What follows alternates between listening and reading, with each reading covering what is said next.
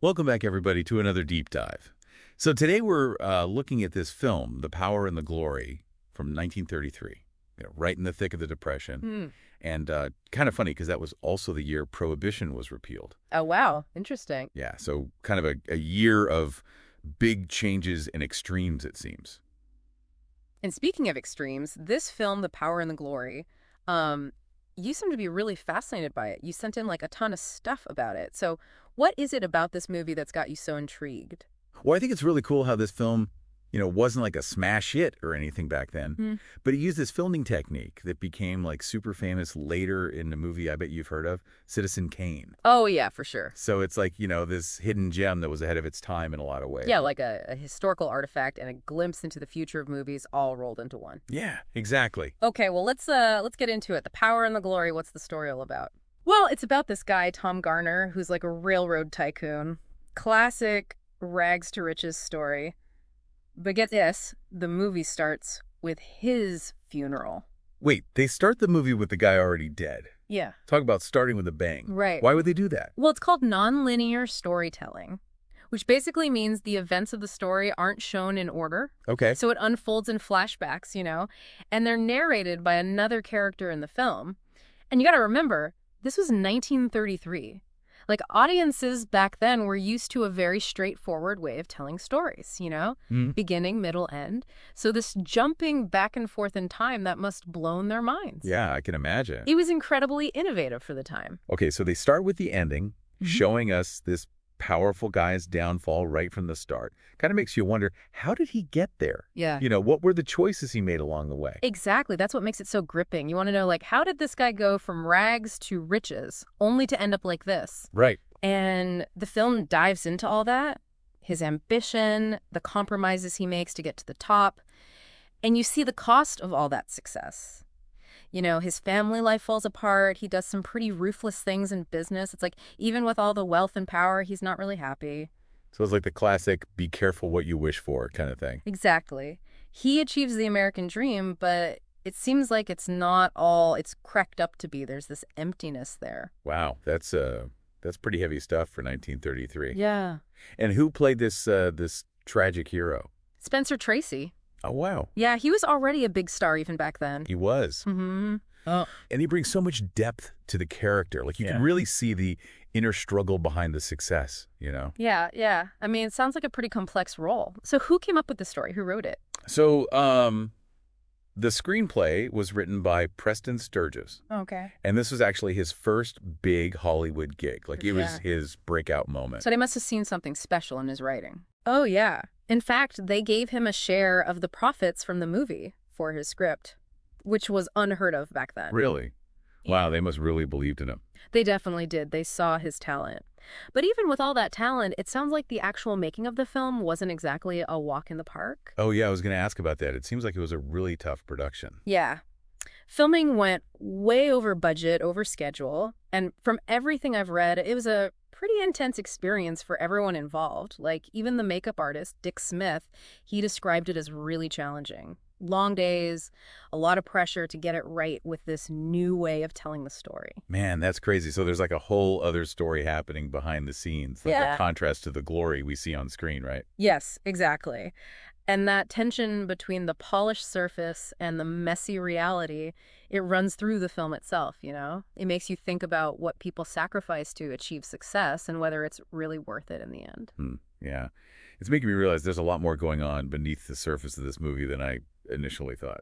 Absolutely. And that's what we're going to delve into next. We'll look at some of the symbolism and themes that make The Power and the Glory so interesting, starting with, get this, Tom's broken glasses. Broken glasses. Okay, now that's got to be a metaphor for something, right? I bet it is. Yeah, so at first you might think, broken glasses, so what? But in film, especially back then, every detail, even something small like that, it can have a deeper meaning. Oh, okay, I see. And in this case, the broken glasses, they symbolize Tom's vulnerability. Despite all the power and wealth he builds up, he's still human. He's still fragile. Oh, that's a good point. It's like a reminder that even the people at the top can be broken, just like anyone else. Exactly. And it connects with another recurring image in the film, the sun. The sun. Yeah, you see it throughout the movie, and it's not just there for pretty scenery, it's a powerful symbol. Okay, how so? Well, on one hand, the sun represents hope, warmth, the promise of a brighter future. You know, all the things people associate with the American dream. Yeah, I get that. But there's another side to it, too. Okay. The sun also casts these long, harsh shadows, and it creates this sense of foreboding. It's like a warning. Like, even in the brightest light, there's darkness lurking. Whoa. That's pretty intense. Yeah, it adds a whole other layer to the story. So the sun's like both a blessing and a curse, reflecting the ups and downs of Tom's journey. Yeah, that's a great way to put it. So they're using these really visual ways to tell the story. Yeah. Even back then. Exactly. They were playing with these really interesting techniques. It's pretty cool when you think about it. Yeah, it is. And that kind of brings us to another big thing about the film, this moral ambiguity. Like, is Tom Garner a good guy or a bad guy? The film doesn't really tell you. It leaves you wondering. Which is probably more realistic, right? I mean, in real life, people aren't just good or bad. It's more complicated than that. Absolutely. And that complexity is what makes the film's take on the American dream so interesting. You know, it acknowledges that drive to achieve something great, that pull yourself up by your bootstraps mentality. Yeah, the classic rags to riches story, which would have been really relatable to people during the Depression, right? Definitely. But it also shows the downsides, the cutthroat competition, the compromises you make along the way, and the way it affects your personal relationships, like how Tom becomes more and more isolated from his family. Oh, right. I forgot about that. Yeah, it's like his ambition creates this wall between him and the people he cares about. So the cautionary tale, even today. Yeah. I mean, think about all the pressure we have to succeed, to climb the ladder, make more money. We forget sometimes that real success isn't just about those things. It's about balance, about our relationships, our values. Exactly. The power and the glory makes us question those ideas about success that society pushes on us, makes us think about what truly matters. That's pretty deep for a film from the 1930s. Right. It's more than just a story about one guy. It's a reflection on all of us, our desires, and what we're willing to do to achieve them. I'm starting to see why this movie has become a cult classic. It's got a lot to say, even almost 100 years later. Yeah, it really does. But you said earlier it wasn't a box office hit when it came out. What happened there? Well, it might have been a little too ahead of its time. Like, some critics thought the flashbacks were confusing. Audiences in 33, they just weren't used to that kind of storytelling. You know, they wanted a straight line, A to B. So the thing that made it so innovative, the nonlinear storytelling, that was also kind of what held it back. Yeah, I think so. It took time for people to really grasp what Sturges was doing with the narrative. This was, before Citizen Kane, which really made those techniques popular. Oh, right. So the power and the glory was kind of like a trailblazer. It was paving the way for other filmmakers to experiment. Wow, that's pretty cool. Yeah, it is. But even though the box office numbers weren't great, it did get some praise from critics for the acting and the themes. Okay. It's like one of those films that was misunderstood at first, but people came to appreciate it later. Kind of like, those painters who were laughed at during their time, but then became famous after they died. Yeah, I see what you mean. It's like sometimes it takes time for people to really understand and appreciate art. Exactly. And with the power and the glory, its reputation just kept growing. It's considered a landmark film now. It even has a bronze plaque right there in the New York theater where it premiered to celebrate its innovative storytelling. That's amazing for a film that didn't make a big splash at first. Right. But it goes beyond just that plaque, Yeah. It's considered a precursor to Citizen Kane and all these other films that use those techniques to tell really complex stories. So its impact is bigger than just the film itself. Exactly. But how did its reputation grow like that? I mean, what made people start to see it differently? Well, as film studies developed, critics started to analyze movies in a more thoughtful way, and they began to recognize how clever Sturges' screenplay was and how skilled Howard was as a director. They started to see the film as a really well-made piece of art, not just an entertaining story. Like they were looking deeper and seeing the layers that were always there? Exactly. And this new understanding, it led to a big honor for the film in 2014. The Power and the Glory was chosen to be preserved in the National Film Registry by the Library of Congress. Wow, that's a huge deal, right? It is. I mean, how does a film even get into that? Well, they only pick films that are culturally, historically, or aesthetically significant. Films that represent important moments in American cinema that have something valuable to say about our culture or history, or films that are just really well made. So it's not just about being popular or entertaining, it's about having lasting value. Exactly. So being included in the National Film Registry, it really solidified The Power and the Glory's status as a true classic. It's incredible to think that a film that got mixed reviews at first could eventually be seen as a national treasure. Yeah. It goes to show that true art, sometimes it takes a while for people to really appreciate it. And speaking of appreciation, we've been talking about how The Power and the Glory influenced films like Citizen Kane, but its influence is actually much broader than that. Really? Yeah, it had a big impact on storytelling in film in general. Oh, interesting. How so? Well, before The Power and the Glory, Hollywood movies were mostly pretty straightforward in how they put stories. They followed a timeline, and the characters were either good guys or bad guys. So The Power and the Glory was different. It was.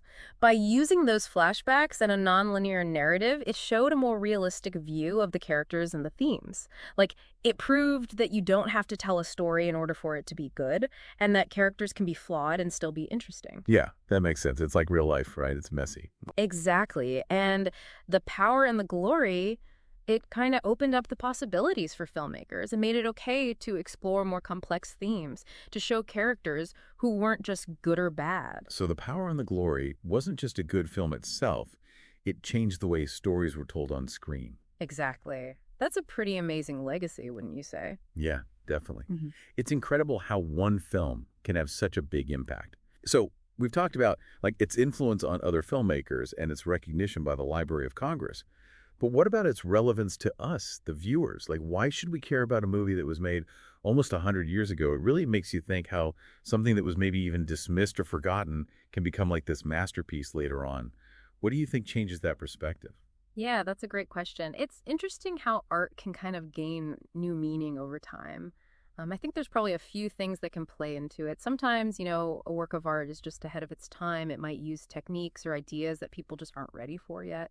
Like how those flashbacks and The Power and the Glory confused some people back then.